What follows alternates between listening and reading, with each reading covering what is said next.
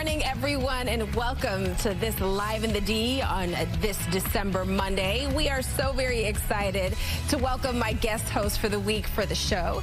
She's a familiar face from TV and is a Metro Detroit native. She rose to become the general manager of one of America's largest and most successful jewelry businesses, serving more than 1,000 customers daily.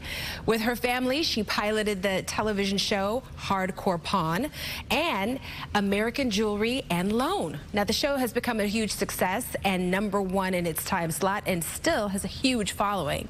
She's been featured on CNN, The Today Show, Fox News, Good Morning America, and has been featured in Variety, People Magazine, and USA Today. Now, she is the owner of AshleyGold.com, which caters to men and women with the latest in handmade jewelry. Everyone, help me in welcoming my guest for the week, Ashley Gold.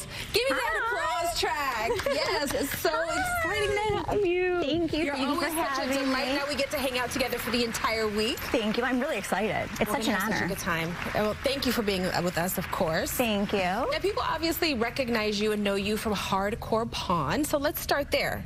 9 seasons, 6.5 years. Did you ever expect it to blow up the way that it did? No, not at all. But let me tell you, it was the coolest ride and experience to do it alongside my dad and my brother at American Jewelry and Loan. That had to be cool. It was cool. I mean, there were some tears, I'm not going to lie, but there was also more laughter than tears. And we just had such an incredible ride. And people are still watching the show all over the world, and people are coming in flocks to the store. That's really exciting. Now, reality TV is interesting because we know that, you know, it's entertainment, but how much of it was truly real? So I wish I could say that it was scripted. Everybody says how much of it wasn't real. It was all real. Wow. It would be a lot easier if it was scripted. But everything you saw, we were mic'd from 9 in the morning to 6 at night. There was a camera on each one of us, and we just went with it. And they captured the good stuff. I like that. I like that. Were you kind of like self-conscious with the mic on? No, after a while, you know, I didn't even realize it was on. Okay. The camera was always in my face. At first, yeah, I'm not gonna lie. It was a little nerve-wracking, but after a little bit, you know, you want to listen to me on the phone? Listen to me on the phone. Right. Like, just come with me. Right. You want to hear me chewing on my sandwich? Be my guest. Exactly. All right. Well, what did it mean to your family to suddenly skyrocket to stardom and continue to be recognized? You know, because like you said, the show is still airing. The show is still airing all over the world. Right now, it's really big in Turkey. It's really big in Africa. It's very cool. I still stand back because I feel like it's not me on the TV screen, but the opportunity that we had, I mean, people still stop me and they're like, hey, I know you. Were you my teacher? Are you? I love that. Are you the librarian at my school? I'm like, far from that. Right. You know, I'm the most Were we loud. neighbors before? I'm the loudest person, but yeah, you know, I'm grateful and thankful for everybody that does stop me because we have left such an impact in somebody's life because they have a sister like me. Unfortunately, they have a brother like my brother, and they have a dad like my dad. And a lot of people work in a family environment, and sometimes they can't say what they want to say. Right. And I just did. And we love that. I did. We love that. Well, speaking of your family, you and your dad, Les, you are marathon runners. Together. Together. How did you get into this? So a couple years after the show, I started focusing on myself and my weight and my physique, and I started walking, and the walking turned into 1 mile, 2 miles, and I did the first half marathon actually with my husband. And then my dad's like, you really like this walking and running thing. I'm like, it's really cool. My dad's really into fitness, and I said, Dad, why don't you just come along for the ride for a little bit? Yeah. And we just did our 3rd half marathon together, and we just did the turkey trot.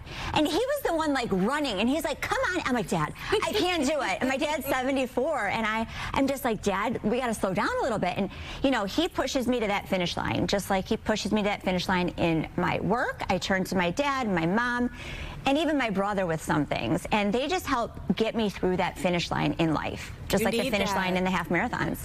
Listen, that's your support team. It is. Your cheerleading squad, your accountability partner. partners, your family, all of it. 100%. Your family is your number one always. That's true. All right. Well, you're also the owner of AshleyGold.com, and we're going to share a lot more about that and what you offer people in the days coming up ahead. I think we see some of it on her now. I'm excited. And I also hear that you have a special offer for everyone just in time for the holidays, and we're also going to share about that starting tomorrow. Okay. Should people be excited? Oh, yeah. They should be very excited. They should be very excited because their holiday shopping is going to get done with me, and I'm going to be able to get it to the doorstep by Christmas Eve. There you go. Can't beat that, especially now, 9 days away. Yeah, and we're all about the spirit of the holidays. We did not plan. We did not plan this. We did not plan. I mean, couldn't have. We're great minds think alike. That's all I have to say. All right. Well, Christmas is only 9 days away, and the holiday festivities are in full swing, and that means people are busy planning out the perfect holiday. But here is a question: do you overplan during the holidays? Do all those plans actually end up taking away from the magic of the holiday itself? Or is that what the season is all about? I like a little structure. How about you? I plan. Thank you. I plan. I'm so glad you said that. I plan. I have the gifts wrapped. I have the dinners planned. We just had our family holiday dinner yesterday, and I'm like, okay, this has to be done, and this has to be done, and you go, you execute, and you make it happen. This is my kind of girl. I think you would leave a little bit of room in there, you know, to let the magic happen. Yeah. But I need a framework.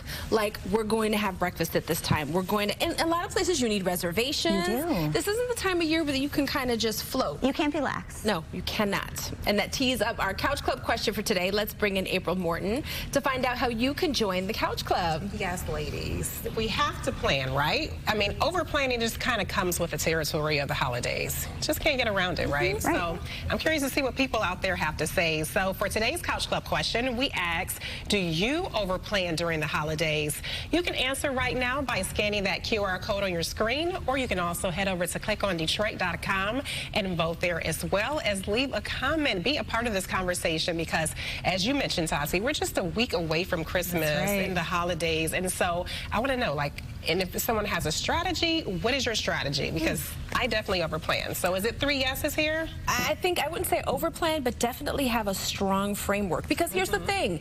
You can plan every minute of the day. It's still not going to necessarily go that way. But again, we had a framework. We had something that we're working with that can help guide the day. Yeah. Something is going to happen. Plans are going to kind of go awry. Times are going to change. But you need a framework. So I guess I would say I would be on the yes side. So I'm part of that 33%. Right, yeah, so 33%, I'm kind of surprised by that. So 75% so far says, well, it's changing. So 80% said no. No, so what are y'all people doing when you wake up and I know, let me know what are you doing to not overplan. You got to have the food. You have to have what you're getting. saying. Stores aren't open 24/7. You have to have a little bit of structure.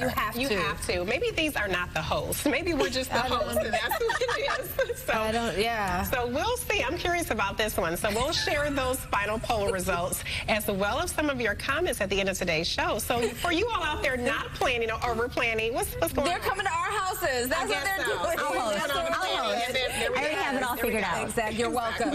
You're welcome. Right. Thank you, April. All right. Well, it was a tough loss for the Lions yesterday, but here's something fans can celebrate. This sounds really cool to me, so listen to this. Okay.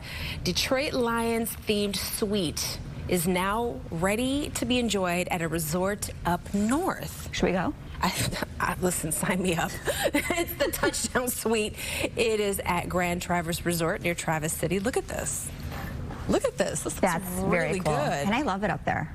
It's beautiful, isn't it? All right, well, it's filled with Honolulu blue and silver decor, including memorabilia and wall art. So have you ever stayed at a themed hotel or resort? I have not. I did in Disney. So if you call that a themed resort, I think so. So you did it. Did you love it? I loved it. Okay. And the themed cruise, the Disney cruise, that was amazing. Oh, wow. But this is during the next season level. of the Lions and where they're going to go, unfortunately last night wasn't the best of the best, but we were close and we're still crushing it. We were close. Yes. All right. Well, as we get ready to head into a new year, you can bet that there will be trends to follow. Now, Zillow came out with a list of the homebuyer trends it's predicting for 2025. I love these trends because it's like if you bought a house a year ago, what am I supposed to do with these